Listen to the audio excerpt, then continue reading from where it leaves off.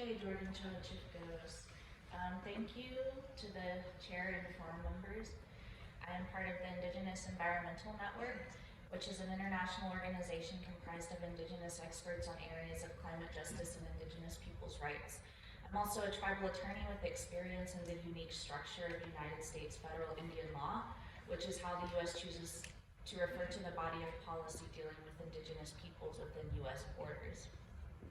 There is a very serious issue that is causing intergenerational trauma in our country and is seriously affecting the health of our communities, and that is an attack on Indigenous children. This is an attack that is being secretly funded by the fossil fuels industry. First, the United Declaration on the Rights of Indigenous People recognizes in particular, and it states in particular, the right of Indigenous families and communities to retain shared responsibility for the upbringing, training, education, and well-being of their children, consistent with the rights of the child. Article 7 of the UNDRIP states that Indigenous peoples have the collective right not to be subjected to any act of genocide or act of violence, including forcibly removing children of the group to another group. Article 8 states that Indigenous peoples have the right not to be subjected to forced assimilation or destruction of their culture. Article 8 also mandates that states shall provide an effective mechanism to prevent the violation of these rights. For the last 45 years, the mechanism within the United States to prevent these violations against Indian children has been via the Indian Child Welfare Act. The Indian Child Welfare Act was enacted in 1978 in response to the crisis of the genocidal practice of the colonial child welfare system targeting and removing Indigenous children from their homes. Some of these children were disappeared from and never heard from again, lost into underground human trafficking. Many were forced to attend boarding schools where children were forced to speak English, abused and murdered en masse. At the time this act was passed, up to 35% of all Native children in the U.S. were removed from their families.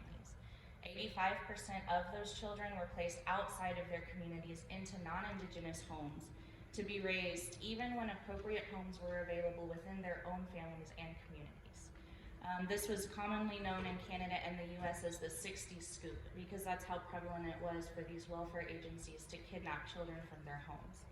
This has resulted in the devastating genocide of culture, losses of language, and increased amounts of depression and feeling of hopelessness and separation of families. Since 1978, the Indian Child Welfare Act has put into place increased standards for child custody dealing with Indigenous children. This has led to a decrease in targeting Indigenous families and removing children for cultural differences that do not have anything to do with the child's welfare. This has also greatly increased Indigenous children staying within their own communities and has dramatically lessened the burden of cultural genocide. This is not a perfect system. Of course, oppression still occurs. For example, only those Indigenous tribes who have been afforded recognition by the colonial power of the United States qualifies for this protection. However, it is still very concerning to have the only mechanism for protection against this type of genocide in the United States being threatened and possibly overturned. Because of the legal issues involved in this case, all of tribal sovereignty in the United States is threatened. It is especially concerning considering that the campaign to overturn the Indian Child Welfare Act and return the U.S. to an era of cultural genocide is being funded and backed by the fossil fuels industry. The law firm Gibson Dunn has taken on this case pro bono, for free, in an attempt to overturn tribal sovereignty. This is the law firm that represents the interests of the large oil conglomerates, Energy Transfer Partners, and Enbridge. It is very outside of their character to take on a child custody case like this. They represent large oil development projects. They do not represent child custody cases. Yet they've taken on this case pro bono. This is due to tribal sovereignty and the few legal protections that many Indigenous nations within the United States do have that requires developers to undergo significant review processes when siting projects that impact Indigenous peoples and lands. Fossil fuel developers like Enbridge and Transfer Energy have recently faced many setbacks regarding large projects near tribal lands and reservations. And in cooperation with think tanks such as the Goldwater Institute, these corporations have developed a plan to declare the very idea of tribal and Indigenous sovereignty itself as unlawful by attacking the core legal principles within the Indian Child Welfare Act, which are entirely based on the inherent sovereignty of tribal nations. The United States Supreme Court is set to issue a decision possibly as early as June of this year, determining the fate of the Indian Child Welfare Act, which puts all of tribal sovereignty in the United States at risk. If this act is overturned, it could have far-reaching impacts in addition to the genocide of taking children, particularly the impact of opening up previously protected lands under the sovereign jurisdiction of Indigenous peoples for extraction, and completely unrecognizing the sovereign status of Indigenous peoples in the United States. This includes, these lands includes the Arctic, which is under threat from the Willow Project and other development, Indigenous sacred sites like Oak Flat, which has already been uplifted here in this space, and almost every Indigenous territory within the United States. The climate consequences of this would have a global impact, in addition to a global human rights and Indigenous rights impact. Rather than allowing the secret motivations of the fossil fuel corporations to determine the future of Indigenous peoples' policy, the U.S. should confirm the jurisdiction of tribal nations over their own children.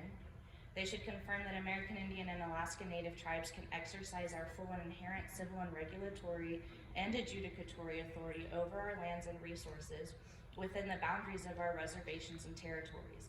Establish federal standards and procedural requirements to secure the free, prior, and informed consent of American Indian and Alaska Native tribes regarding actions that affect our lands, waters, livelihoods, and culture, inclusive of off-reservation treaty-reserved rights, including access to sacred sites. Also including our tangible and intangible cultural heritage, which is heavily implicated when it comes to the removal of Indian children, intellectual property, traditional Indigenous knowledge, and securing ongoing consent throughout the duration of any investment measure or other actions of the U.S. Finally, the U.S. should take into consideration all provisions of the United Nations Declaration on the Rights of Indigenous Peoples without qualification. We recommend and ask for the rapporteurs on Indigenous peoples' rights to examine the threat of genocide against Indigenous children in the United States, where the so-called rule of law is being manipulated by secret corporate polluting interests in the most evil of ways, by going after Indigenous children to achieve their ends of development and profit, and by making a farce and appearance of legal legitimacy in order to cut off our ability as Indigenous peoples to appeal to our own government to stop this genocide. There is rarely an issue in the United States that can unite the majority of Indigenous nations within its borders. But on the issues of Indigenous children and the Indian Child Welfare Act, there is mass unity among the tribal nations and Indigenous peoples.